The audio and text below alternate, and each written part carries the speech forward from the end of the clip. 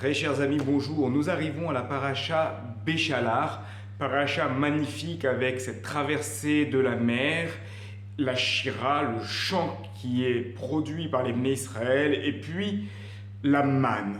La manne, cette nourriture extraordinaire, spirituelle, qui va être envoyée par Hakadosh Baruch Hu aux Bnei Israël pour qu'ils aient de quoi manger dans le désert.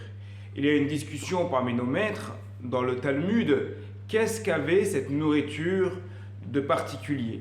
Et selon l'opinion de Rabbi Akiva, cette manne, qui était une sorte de masse informe, pouvait prendre un goût exceptionnel, le goût que l'on désirait. C'est donc quelque chose de bon à manger.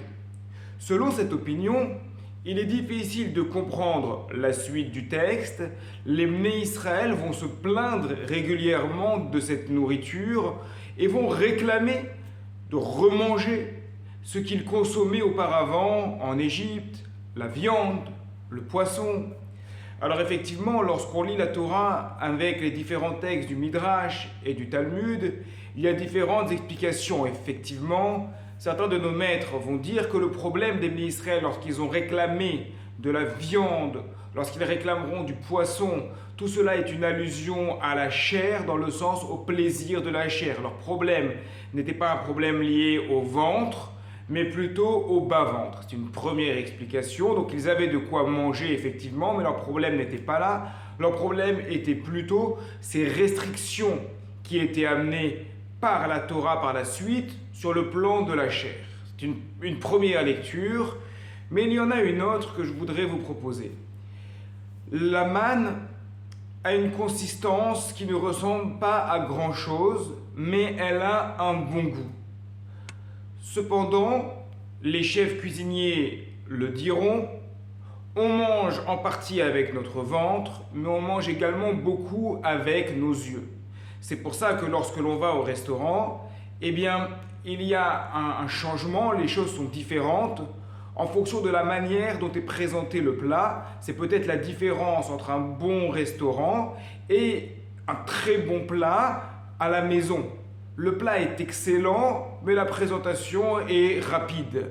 En revanche, au restaurant, on va faire extrêmement attention, et plus le restaurant est un bon restaurant, plus on va faire attention à cela, la manière dont les choses sont présentées dans l'assiette. C'est-à-dire qu'on mange avec les yeux, même si le goût va être strictement le même. Et donc les Bnei Israël, même s'ils mangeaient quelque chose de bon, ça leur paraissait fade, parce que à l'apparence, il n'y avait rien d'exceptionnel. C'est ce que les maîtres du Moussar appellent le dimayon, l'apparence, l'imagination, le fantasme. Ils réclamaient autre chose qui aura sûrement le même goût, voire un goût moins bon que la manne. Pourquoi? Parce qu'en apparence, dans l'apparence, ça a l'air meilleur. Et cette idée-là qui se retrouve par rapport à la manne se retrouve dans la vie de tous les jours, notamment dans le couple, notamment dans la famille. C'est-à-dire qu'avec des années et des années de mariage, parfois on a l'impression que dans la vie de couple, que dans la vie de famille, les choses sont un peu fades, bien que dans le fond, elles sont excellentes. Et c'est comme ça, malheureusement, que des divorces peuvent arriver, parce que le mari ou l'épouse vont regarder ailleurs, et là c'est le dimayon, c'est l'apparence. On a l'impression avec le collègue du travail que les choses vont être fantastiques, que ce sera complètement différent. Mais tout cela est du dimayon, tout cela va être lié à l'imagination, va être lié au fantasme, va être lié à l'apparence. Parce qu'il y a le fond, ce que l'on absorbe, ce que l'on intègre, la réalité de la vie qui est très agréable. Mais des fois, on a du mal à voir à quel point notre vie est agréable. Alors on regarde ailleurs, comme les Bnei Israël qui avaient du mal à voir à quel point la manne était bonne parce qu'elle avait une apparence un peu fade. Et pourtant, cette manne est présentée dans cette paracha Béchalar justement comme le Nisayon, comme l'épreuve par excellence. Parce que l'épreuve par excellence qui nous concerne, qui concerne l'homme ou la femme, c'est justement cette épreuve du dimayon, cette épreuve du fantasme, cette épreuve de l'imagination, de chercher à voir au-delà et d'imaginer que ce que l'on voit et qui paraît plus brillant est en réalité meilleur, alors que souvent ce sera le contraire. Et souvent, on a devant nos yeux ce qui est justement très bon pour nous.